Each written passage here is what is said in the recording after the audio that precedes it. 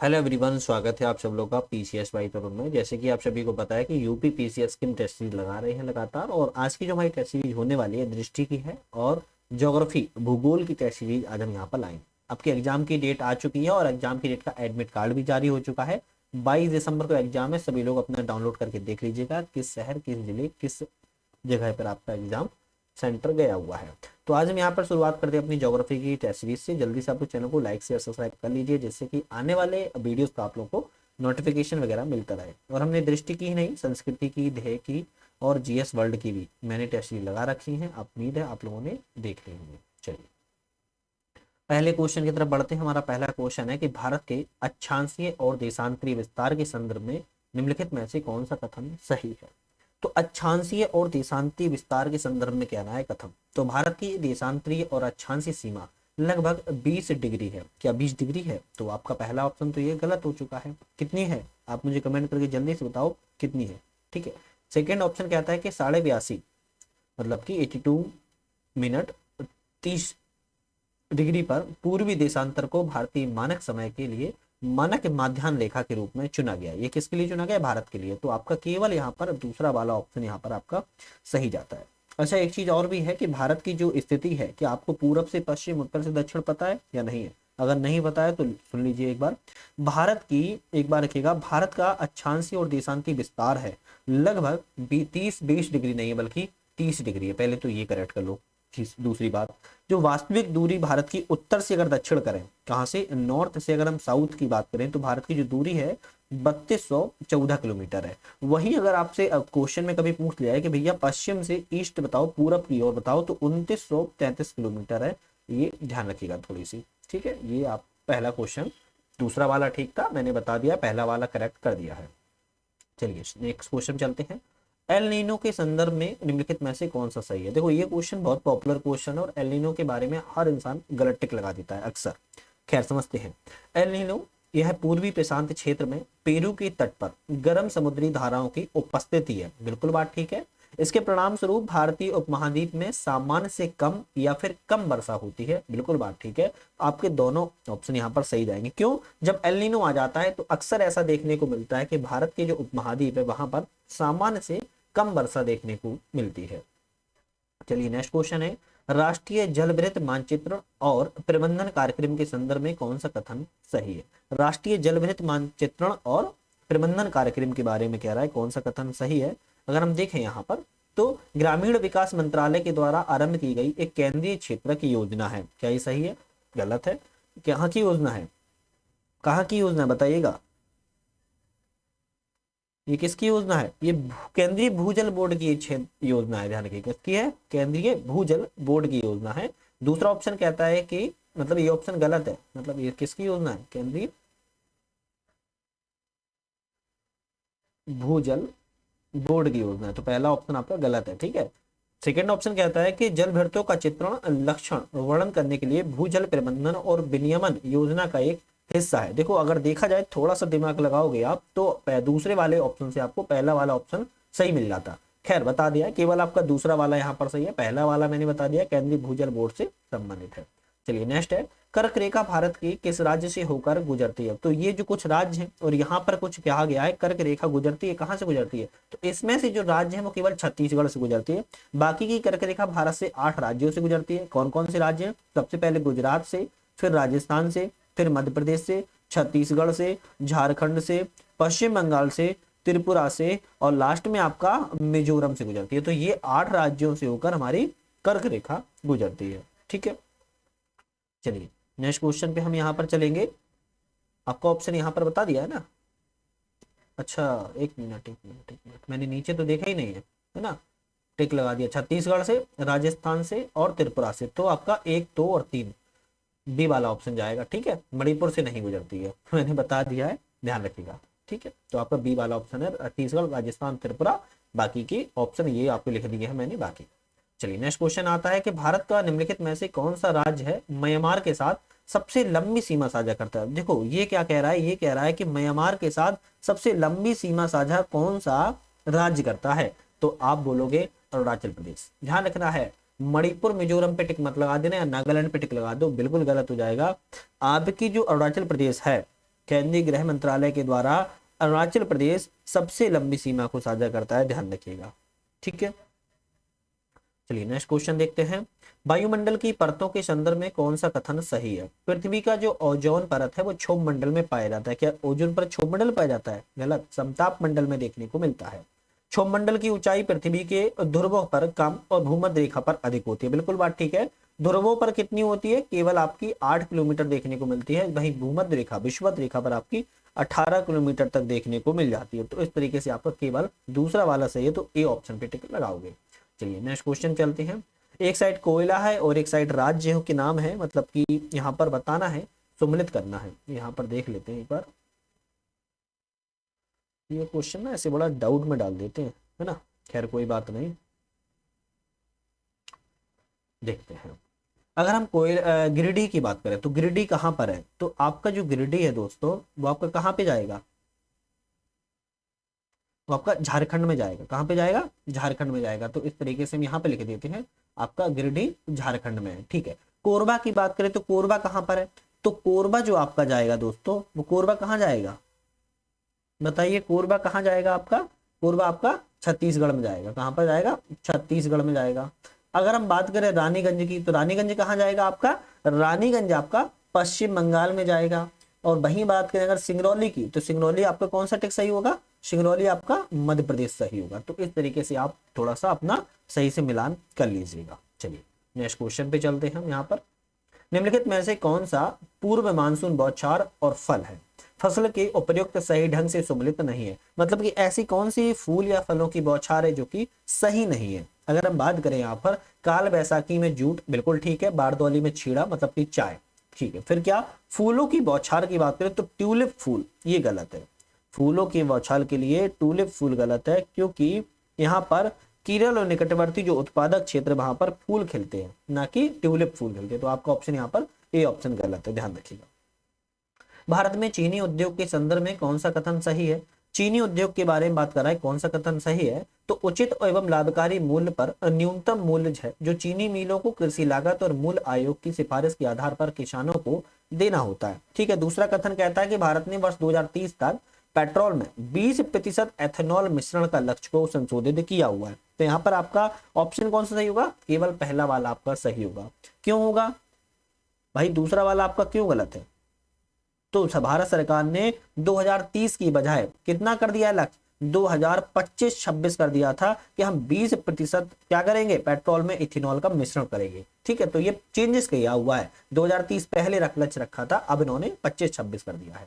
खैर, सामुद्रिक विधि के अनुसार अन्य आर्थिक क्षेत्र एक ऐसा क्षेत्र है, कैसा क्षेत्र है? एक ऐसा क्षेत्र जिसकी अपनी आधार रेखाओं से 200 नॉटिकल मील की दूरी तक समुद्र विमुख विस्तृत पाया जाता है। तो अन्य आर्थिक क्षेत्र उसको ही हम कहते हैं, ध्यान रखिएगा। ठीक है, तो ए ऑप्शन आपका सही है। भूप्रपट्टी के संदर्भ में निम्नलिखित में से कौन सा कथन सही है? भैया भूप्रपट्टी के संदर्भ में कह रहा है यह प्रकृति में भंगुर है। बिल्कुल बात ठीक है।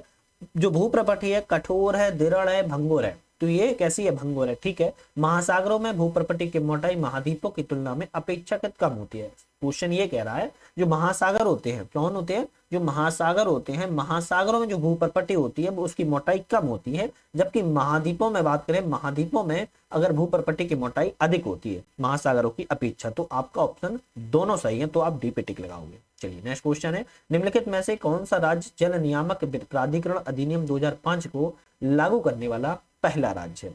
राज्य जल विनियामक प्राधिकरण है और अधिनियम 2005 को लागू करने वाला पहला राज्य कौन सा है? महाराष्ट्र राज्य। ठीक है। किसने प्रथम बार भारत के जलवायु विभाजन से संबंधित अध्ययन का प्रयास किया था? जलवायु विभाजन संबंधित किया था तो H.E. ब्लैनफोर्ड के द्वारा किया गया था। नेक्स्ट क्वेश्चन है, एकीकृत जल संभर प्रबंधन कार्यक्रम को किस योजना के अंतर्गत शामिल किया गया है? एकीकृत जल संभर प्रबंधन जो कार्यक्रम है उसकी बात कर रहा है, किस योजना के तहत? तो प्रधानमंत्री कृषि सिंचाई योजना के तहत इसको क्या किया गया है? अंतर्गत इस योजना को शामिल किया गया या इस कार्यक्रम योजना को बनाया गया है। पृथ्वी की संरचना के संदर्भ में निम्नलिखित में से कौन सा कथन सही है? देखते हैं पृथ्वी की संरचना के बारे में। मेंटल के ऊपरी हिस्से को स्थल मंडल कहा जाता है। देखो ये अवधारणा एक अलग अलग तरीके से है, इसको थोड़ा सा जो क्वेश्चन में माना गया है वो गलत माना गया है। ठीक है, सेकेंड ऑप्शन है क्रोड जो होता है बहुत भारी पदार्थों मुख्यतः निकल और लोहे से बना होता है। अब देखा जाए तो क्रोड भी दो परतों में होता है, एक आंतरिक क्रोड होता है, एक बाह्य क्रोड होता है ना। तो इस तरीके से आपका ऑप्शन जो है वो निकल और लोहे से क्रोड बना हुआ है, तो आप बी पे टिक लगाओगे, दूसरा ऑप्शन सही है। पहला ऑप्शन क्यों गलत भैया है, तो उसको सुनो। मेंटल के ऊपरी हिस्से को स्थल मंडल नहीं कहा जाता है, क्या कहा जाता है, दुर्बलता मंडल कहा जाता है। तो दुर्बलता मंडल कहा जाता है, ध्यान रखिएगा। ये ठोस कण होता है और इसके ऊपर चिकनाहट जैसी परपट्टी जो होती है वो लिपट जाती है, इसलिए इसको दुर्बलता मंडल कहते हैं। जो प्लेटें होती हैं इसी मंडल पर क्या करती रहती है, तैरती रहती है, एक तरीके से घूमती रहती है, ठीक है। पृथ्वी पर सबसे अधिक विस्फोटक ज्वालामुखी है, पृथ्वी पर सबसे अधिक जो विस्फोटक ज्वालामुखी है वो कौन सा है, आप बोलोगे ज्वालामुखी कुंड है। ज्वालामुखी कुंड को सबसे विस्फोटक ज्वालामुखी के रूप में जाना जाता है, ठीक है। सीसी कार्डर के अनुसार भारत में कितने वनस्पतिक क्षेत्र हैं, भाई वनस्पति क्षेत्र की बात कर रहा है, कितने हैं, 8 वनस्पति क्षेत्र हैं। किसके अनुसार, सीसी कार्डर के अनुसार, ध्यान रखिएगा, ठीक है। चलिए नेक्स्ट क्वेश्चन है, निम्नलिखित में से कौन सा देश भारत के सबसे छोटी सीमा साझा करता है। भारत की सबसे छोटी सीमा की बात कर रहा है तो अफगानिस्तान का नाम आता है। अफगानिस्तान की जो सीमा साझा कितनी है, 106 किलोमीटर की सीमा साझा होती है। अगर हम एक बात करें, भारत की जो राज्य जो देश हैं वो भारत की सीमाओं से लगे हुए हैं, कौन कौन से हैं, सबसे पहले जो सबसे लंबी सीमा साझा करता है वो है हमारा बांग्लादेश। कौन सा है, बांग्लादेश है। कितनी सीमा साझा करता है, 4096.7 किलोमीटर की सीमा साझा करता है, किलोमीटर आप समझते जाना, ठीक है। फिर उसके बाद आता है चाइना, चाइना करता है 3488 किलोमीटर की। उसके बाद कौन करता है, पाकिस्तान करता है, पाकिस्तान कितनी करता है, 3323 किलोमीटर की। उसके बाद आपका आता है नेपाल, नेपाल की बात करें, नेपाल कितने करता है, 1751 किलोमीटर की। उसके बाद आपका आता है म्यांमार, कौन आता है, म्यांमार आता है, म्यांमार 1643 किलोमीटर की। उसके बाद आता है भूटान, भूटान कितनी करता है, 699 किलोमीटर की। और उसके बाद अंतिम में आता है अफगानिस्तान, अफगानिस्तान करता है आपकी 106 किलोमीटर की। तो भारत में जो बगल पड़ोसी देश हैं वो भारत से सीमा साझा करते हैं वो है 7 पड़ोसी देश, और ये अलग अलग सीमाएं साझा करते हैं, वो मैंने आपको सब बता दिया है। खैर क्वेश्चन पे आते हैं, थोड़ा डिटेल में ही बता रहे हैं, समय आपका ज्यादा लग रहा हो सकता है, लग रहा हो। खैर, पश्चिमी घाट से उद्गमित होने वाली नदियां, उदाहरण बताइए। पश्चिमी घाट से जो उद्गमित नदियां होती हैं उनका उदाहरण कहता है तो वो समानांतर अपवाह प्रणाली की नदियां कैसी हैं, समानांतर अपवाह प्रणाली का वो उदाहरण है। आर्थिक सर्वेक्षण 2023-24 के अनुसार निम्नलिखित में से कौन सा राज्य भारत में मूंगफली का सबसे बड़ा उत्पादक, मूंगफली का गुजरात, गुजरात मूंगफली का सबसे बड़ा उत्पादक है 2023-24 के अनुसार। कौन सा भारत का प्राकृतिक पत्तन नहीं है, प्राकृतिक पत्तन कह रहा है नहीं है, मतलब कि उसको मानव के द्वारा निर्माण किया गया कृत्रिम बंदरगाह है, तो प्राकृतिक नहीं है। कौन सा नहीं है, चेन्नई पत्तन प्राकृतिक नहीं है, ये कृत्रिम पत्तन है, ध्यान रखिएगा। बाकी मार्मुगाओ जो पत्तन है वो गोवा में है, मुंबई पत्तन महाराष्ट्र मुंबई में है, कोची पत्तन केरल में, ये सब प्राकृतिक पत्तन है। किस समुद्र तट या समुद्र तट के ब्लू फ्लैग प्रमाणन प्राप्त नहीं है, ऐसा कौन सा समुद्र तट को है जो कि इसको ब्लू फ्लैग का प्रमाणन प्राप्त नहीं है, वो है आपका कौन सा है, आपका वो कौन सा हो जाएगा, आपका हो जाएगा तार करली समुद्र तट, और दूसरा हो जाएगा आपका थारंगम बाड़ी समुद्र तट। दूसरा और चौथा आपका समुद्र तट को ब्लू फ्लैग प्रमाणन प्राप्त नहीं है, जबकि घोंगा समुद्र तट और कोवलम समुद्र तट को ब्लू फ्लैग प्रमाणन प्राप्त है, ठीक है। चलिए नेक्स्ट क्वेश्चन की बात करते हैं। यहाँ पर एक साइड हिमनद है और एक साइड स्थिति है, कहाँ पर कौन सा हिमनद पाया जाता है, देख लेते हैं। चोराबाड़ी, अगर हम हिमनद की बात करें तो ये कहाँ पर पाया जाता है, आपका ये उत्तराखंड में मिलता है देखने को, कहाँ पर, उत्तराखंड में पाया जाता है चोराबाड़ी, ठीक है। फिर उसके बाद है जेमू, जेमू हिमनद की बात करें तो ये सिक्किम में देखने को मिलता है, कहाँ पाया जाता है, सिक्किम में, ठीक है। और रोंगबुक हिमनद, ये नया नाम सुनने में को आ रहा होगा। रोंगबुक हिमनद की बात करें तो ये तिब्बत में है, कहाँ पर है, तिब्बत में है, भारत में नहीं है, इसलिए पहली बार सुन रहे होंगे। नुब्रा हिमनद की बात करें तो ये कहाँ है, नुब्रा हो सकता है या नुरबा हो सकता है, अलग अलग नामों से, एक ही नाम है लेकिन जगह एक ही है, उसके अलग अलग नाम अलग अलग तरीके से हैं, उसका नाम आ जाएगा लद्दाख। तो इस तरीके से आपके यहाँ पर जो हिमनद है वो अलग अलग जगह पर पाए जाते हैं, मैंने बता दिया। बुग्याल है, भैया बात कर रहा है कि बुग्याल क्या होती है, बुग्याल होती है उच्च उन्नतांश वाले क्षेत्रों में घास के मैदान, सीधी सी बात समझो, बुग्याल क्या होती है, उच्च अक्षांश वाले क्षेत्रों में घास के मैदान को हम क्या कहते हैं, बुग्याल कहते हैं, ठीक है। कांगड़ा घाटी प्रसिद्ध है, कांगड़ा घाटी किसके लिए, लघु हिमालय के लिए प्रसिद्ध है कांगड़ा घाटी, ध्यान रखिएगा, ठीक है। प्रायद्वीपीय नदी प्रणाली के संदर्भ में कौन सा कथन सही है, प्रायद्वीपीय नदी प्रणाली के बारे में कह रहा है, कौन सा कथन सही है, आप बोलोगे नर्मदा सबसे बड़ी दाहिनी ओर से बहने वाली नदी है, क्या दाहिनी ओर से बहती है, ये तो गलत हो गया ना, भ्रंश घाटी से तो बहती है, लेकिन दाहिनी ओर से कहाँ बहती है, ये तो पूरब से, ईस्ट से पश्चिम की ओर चलती है, तो ये पहला ऑप्शन गलत है। गोदावरी सबसे बड़ी प्रायद्वीपीय नदी है, अरब सागर में गिरती है, अरब सागर में गिरती है, प्रायद्वीपीय सबसे बड़ी नदी है लेकिन अरब सागर में नहीं गिरती है, बे ऑफ बंगाल की खाड़ी में गिरती है, तो न तो आपका पहला सही है, न तो आपका दूसरा सही है। ठीक है, निम्नलिखित में से कौन सा स्थान थार रेगिस्तान के लिए सही नहीं है? थार रेगिस्तान के लिए सही नहीं है, कौन सा नहीं है? अरावली पर्वतमाला, कच्छ के रण और सिंधु से समावर्त है, बिल्कुल बात ठीक है। लूनी एक बात यहाँ की नदी है जो मरुस्थल से होकर प्रवाहित होती है, ये भी बात ठीक है। बनास नदी नहीं है यहाँ से संबंधित, ठीक है, मतलब बनास नदी जो होती है वो आपकी कैसे पश्चिम से पूरब की ओर बहती है, ठीक है। और ब्लैक बक और एशियाई जंगली बिल्लियों के पर्यावास के लिए प्रसिद्ध है, ये भी ठीक है। यह मरुस्थल हरियाणा, पंजाब, गुजरात, मध्य प्रदेश तक विस्तृत है, गलत है, क्योंकि मध्य प्रदेश तक थोड़ी ना विस्तृत है ये, है ना, तो आपका ऑप्शन यहाँ पर डी वाला गलत है। निम्नलिखित में से कौन सा शहर मरुस्थल त्रिभुज में शामिल नहीं है? एक त्रिभुज है, उस त्रिभुज में मरुस्थल में शामिल नहीं है, कौन सा शहर शामिल नहीं है? आप बोलोगे नागौर शहर शामिल नहीं, जबकि बीकानेर, जोधपुर और जैसलमेर ये त्रिभुज में शामिल माने जाते हैं। खैर, पहला नेक्स्ट क्वेश्चन चलते हैं। कौन सा युग में क्षेत्र खनिज सम्मिलित नहीं है? मतलब कि एक साइड क्षेत्र है और एक साइड खनिज है, लेकिन कौन सा क्षेत्र जो है वो खनिजों में शामिल नहीं है? डाल्टन की कोयला में पाया जाता है, ये ठीक है। मयूरभंज, मयूरभंज में जस्ता पाया जाता है क्या? मयूरभंज में क्या पाया जाता है? मयूरभंज में लोहा पाया जाता है, और क्या पाया जाता है? तांबा पाया जाता है, और क्या पाया जाता है? निकिल पाया जाता है ना। केंदुझर मैग्नीज पाया जाता है, कटनी में बॉक्साइट पाया जाता है, तो आपका बी ऑप्शन सही नहीं था, आपको बता दिया है। लोहा, तांबा और क्या पाया जाता है? निकिल पाया जाता है। जननांकीय संक्रमण सिद्धांत के अनुसार भारत विकास की निम्नलिखित में से किस चरण में स्थित है? जननांकीय संक्रमण सिद्धांत के अनुसार जो भारत विकास है वह किस चरण में है? तो भारत का जो विकास तृतीय चरण में स्थित हो चुका है, ध्यान रखिए। निम्नलिखित पहाड़ियों पर विचार कीजिए, उनको सही उत्तर से दक्षिण में लगाइए, मतलब कि नॉर्थ से इसको साउथ में लगाना है एक लाइन से, ठीक है, लगा लेते हैं। तो सबसे पहले जो आपकी पहाड़ी आएगी वो कौन सी आएगी? राजमहल की पहाड़ी आएगी। कहां पर? राजमहल की पहाड़ी आएगी, ध्यान रखिएगा। एक मिनट, थोड़ा सा मैप को ड्रॉ कर लेते हैं, ऊपर नीचे बन जाएगा, मैनेज कर लेना क्योंकि जल्दबाजी में बना रहे हैं, ठीक है, चलो कोई बात नहीं, जैसा बन। राजमहल की पहाड़ी हमारी यहाँ पर देखने को मिली। उसके बाद फिर कौन सी पहाड़ी आएगी? उसके बाद जो हमारी पहाड़ी आएगी वो आपकी आएगी गड़जात की पहाड़ी। अब गड़जात की पहाड़ी भाई कहाँ पर है? गड़जात की पहाड़ी इसके नीचे मिलेगी आपको, ठीक है। उसके बाद जो आएगी वो कौन सी आएगी? नल्ला माला की पहाड़ी। अब नल्ला माला की पहाड़ी की बात करें कहाँ पर है? ये आंध्र प्रदेश में देखने को मिलेगी। उसके बाद कौन सी आएगी? जवादी की पहाड़ी। जवादी की पहाड़ी कहाँ पर है? तमिलनाडु में स्थित है। तो गड़जात की पहाड़ियां की बात करें कहाँ पर है? गड़जात की पहाड़ियां उड़ीसा में है। जवादी की पहाड़ी की बात करें तो ये आपकी तमिलनाडु के उत्तरी भाग में है। नल्ला माला की बात करें तो कहाँ है? आंध्र प्रदेश में है। राजमहल की पहाड़ी की बात करें तो झारखंड में। तो आपका ऑप्शन यहाँ पर बी वाला ऑप्शन सही है, ध्यान रखिएगा। चलिए नेक्स्ट क्वेश्चन में करते हैं बात। भारत में जनजातियों के संदर्भ में कौन सा कथन सही है? भारत में जनजातियों के संदर्भ में कह रहा है कौन सा कथन सही है। अगर हम भारत की जनजातियों के बारे में बात करें तो मध्य प्रदेश भारत की सबसे अधिक जनजाति जनसंख्या है, बिल्कुल बात ठीक है।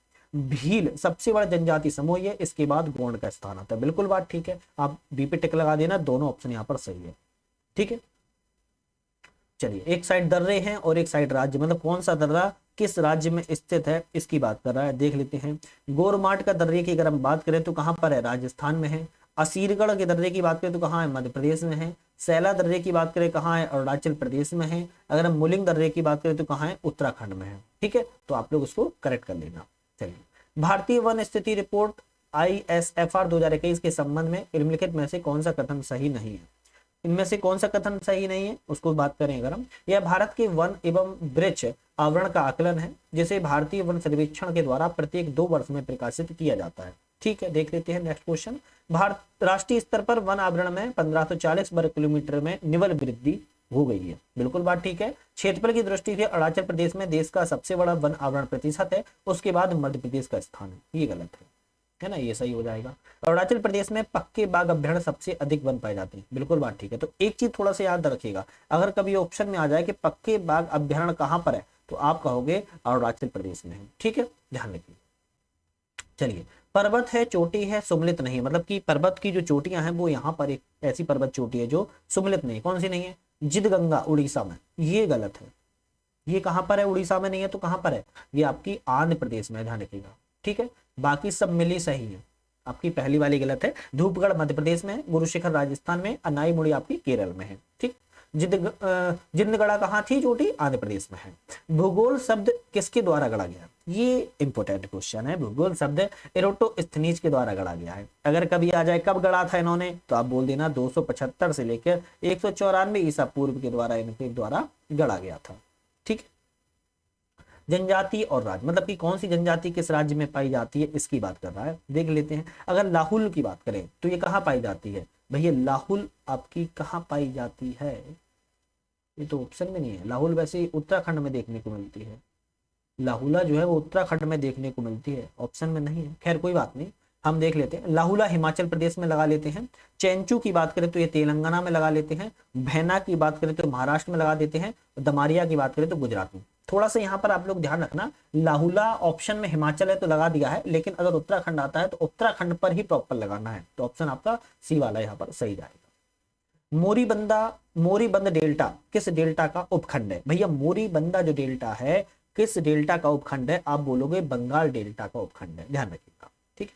गंगा नदी निम्नलिखित में से किस शहर से सिंधु गंगा के मैदान में प्रवेश करती है, तो भैया कहाँ पे करती है, हरिद्वार में करती है, ध्यान रखिएगा। ठीक है। जनसंख्या 2011 के अनुसार के निम्नलिखित राज्यों में से किसका जनसंख्या घनत्व सबसे अधिक है। 2011 की जनगणना के अनुसार ऐसा जनसंख्या घनत्व पूछा है जहां पर सबसे अधिक है बिहार का, ध्यान रखिएगा।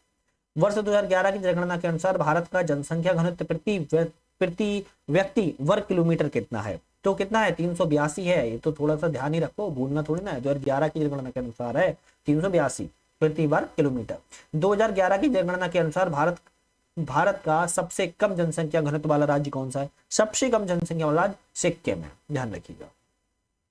वर्ष 2011 की जनगणना के अनुसार भारत में अनुसूचित जनजातियों का प्रतिशत कितना है, अनुसूचित जनजातियों का प्रतिशत की बात कर रहा है, कितना है, तो आप बोलोगे अनुसूचित जनजातियों का जो प्रतिशत है वो 8.6% है। ठीक है, कितना 8.6% है, वृद्धि हुई है यहाँ पर कुछ, ये भी ध्यान रखना है आपको। ठीक है। चलिए 2011 की जनगणना के अनुसार भारत की महिला साक्षर दर कितनी है, भारत की महिलाओं की जो साक्षर दर है 65.46 है, ध्यान कितना 65.46% है भारत में महिलाओं की साक्षर दर 2011 के अनुसार। ये अपडेट अब हो जाएगा जल्दी। जनगणना 2011 के दौरान भारत का रजिस्ट्रार जनरल एवं जनगणना आयुक्त कौन है, भारत के रजिस्ट्रार जनरल और जनगणना आयुक्त 2011 के अनुसार कौन थे, तो आप बोलोगे RN छिब्बर थे। क्यों इनकी पूछा जाएगा, क्योंकि 2011 की जनगणना वर्तमान में भी यही चल रही है इसका डेटा, तो इसलिए पूछा जा सकता है। RN छिब्बर वहां के कौन थे, आयुक्त थे, ध्यान रखना है। सॉरी थोड़ा इसको मिस्टेक है, RN छिब्बर नहीं, CM चंद्रमौली थे। कौन थे, CM चंद्रमौली 2011 की गणना के अनुसार कौन थे, रजिस्ट्रार जनरल एंड जनगणना आयुक्त थे। सॉरी दोस्तों थोड़ा सा गलती हो गया है हमसे ही, है ना। आपका ऑप्शन यहाँ पर सी होगा, ए होगा, CM चंद्रमौली थे। कौन थे, CM चंद्रमौली थे, ए ऑप्शन आपका सही है, CM चंद्रमौली थे, ध्यान रखिएगा। चलिए नेक्स्ट चलते हैं। करेवा संरचना के संदर्भ में निम्नलिखित में से कौन सा कथन सही नहीं, करेवा संरचना के संबंध में कौन सा कथन गलत है, ये पूछ रहा है। देख लेते हैं। यह जलोढ़ मृदा बलुआ पत्थर जैसी तलछट वृहद निक्षेप है, ठीक है। यह केसर की खेती के लिए उपयुक्त करेवा है, बिल्कुल ठीक है। श्रीनगर का हवाई अड्डा करेवा दामोदर पर स्थित है, ये भी ठीक है आपका। इसका निर्माण सेनोजोइक युग में हुआ था, ये गलत है, मतलब कि यही सही हो जाएगा। इसका निर्माण कब हुआ था, क्या कोई बता सकता है इसका निर्माण कब हुआ था, प्लोस्टीन काल में हुआ था। कब हुआ था, प्लोस्टोसीन काल में हुआ था, ध्यान रखिएगा। ठीक है। बाढ़ प्रबंधन और सीमा क्षेत्र कार्यक्रम के संदर्भ में कौन सा कथन सही है, बाढ़ प्रबंधन और सीमा क्षेत्र कार्यक्रम के संबंध में बात कर रहा है, कौन सा कथन सही है, यह एक केंद्र प्रायोजित योजना है, बिल्कुल बात ठीक है। केंद्र द्वारा सेंट्रलाइज स्पोर्शनल क्या है, यह स्कीम है। यह योजना 5 वर्षों के लिए संचालित की गई है, बिल्कुल बात ठीक है। तो पहला और दूसरा दोनों सही है, तो आप बी पे टिक लगा देना। राष्ट्रीय भूमि अभिलेख आधुनिकीकरण कार्यक्रम का नाम बदलकर क्या कर दिया गया, राष्ट्रीय भूमि आधुनिकीकरण का कार्यक्रम का नाम बदलकर जो कर दिया गया है उसको कहते हैं डिजिटल इंडिया भूमि अभिलेख आधुनिकीकरण कार्यक्रम। क्या कर दिया गया है, डिजिटल इंडिया भूमि अभिलेख आधुनिकीकरण कार्यक्रम कर दिया गया है। भारत की लैटेराइट मृदा के संदर्भ में कौन सा कथन सही है, भारत की लैटेराइट मृदा के संदर्भ में कह रहा है यह मृदा में आयरन ऑक्साइड और पोटास की कमी है, गलत। यह मृदा में काजू की खेती के लिए उपयुक्त है, बिल्कुल ठीक है, क्योंकि जो लैटेराइट मृदा होती है इसमें काजू की खेती आप कर सकते हो, तो केवल दूसरा आपका सही है। चलिए 50वां क्वेश्चन लगाते हैं। आप लोगों ने चैनल को सब्सक्राइब लाइक तो कर ही लिया होगा मुझे उम्मीद है, साथ में आप लोगों ने शेयर जरूर कर दीजिएगा जो भी आपके फ्रेंड सर्कल में है, बॉयफ्रेंड गर्लफ्रेंड या फिर कोई आपके अच्छे फ्रेंड हो जिनसे हर बात शेयर कर सकते हो, तो उनको भी शेयर कर देना, जिससे मुझे क्या मिलता है, मोटिवेशन मिलता है और मैं और भी वीडियो बनाने के लिए प्रोत्साहित होता हूँ। भाई आप भी प्रोत्साहित होते होंगे ना किसी चीज से मोटिवेशन लेके, तो मैं भी आप लोगों के सब्सक्राइब से क्या होता हूँ, मोटिवेशन लेता हूँ, है ना। और इसके बाद जब 22 दिसंबर के बाद एग्जाम खत्म हो जाएगा, तो 25 दिसंबर से हमने सोच रखा है कि हम आरओ और एआरओ की भी टेस्ट सीरीज स्टार्ट कर देंगे। किसकी? आरओ एआरओ की टेस्ट सीरीज को स्टार्ट कर देंगे 25 दिसंबर से, है ना। तो जरूर देखिएगा, बहुत बढ़िया रहेगी। जब तक एग्जाम हो नहीं जाएगा तब तक हम आरओ एआरओ की टेस्ट सीरीज लगाते रहेंगे। चलिए क्वेश्चन की बात करते हैं। मरुस्थलीकरण के संदर्भ में कौन सा कथन सही है? मरुस्थलीकरण के संदर्भ में पूछ रहा है, मरुस्थलीकरण के कारण शुष्क भूमि की जैविक उत्पादकता कम होती है। बिल्कुल ठीक है। जुताई अधिक सिंचाई से मृदा की खनिज संरचना विकृत हो जाती है, ये भी ठीक है। तो आपकी ऑप्शन कौन से लगाओगे? आप ऑप्शन बी पे लगा दोगे। 1 और 2 आपके सही है। चलिए 51 क्वेश्चन से हम नेक्स्ट वीडियो में पुनः मुलाकात करेंगे। आज यहीं पर अलविदा।